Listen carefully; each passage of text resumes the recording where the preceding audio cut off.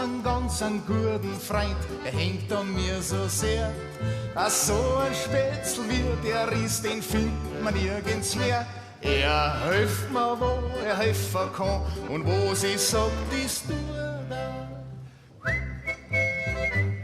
Mein Freund, das ist ein guter.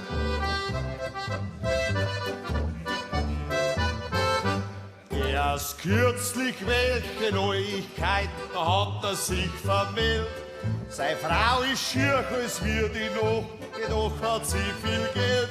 Wenn er mit ihr im Wirtshaus sitzt, sagt er, das ist meine Mutter.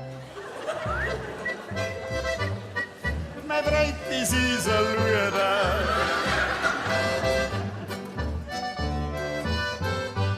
Meine Frau, die geht so gern spazieren, naus in grüner Wald, zum Schwammerl suchen und so fort, weil ihr das gar so gefällt. Wenn ich keine Zeit zum Mitgehen hab, begleit's mein Freund, mein Guter.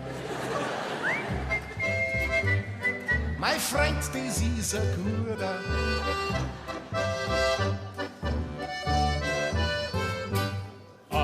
Überraschung hat's heute gegeben, wer hätte an sowas denkt? Da wurde meine junge Frau mit einem Burm beschenkt. Der Bur, der schaut mein Freund so gleich, all grad als war sein Bruder. Ja, mei, ich bin so Luder.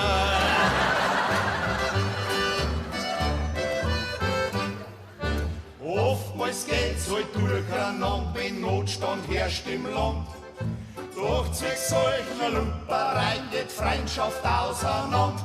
Drum macht's keinen Schmarrn, denkt stets daran, ans Gebot Nummer 10. In der Bibel drin dort stehen,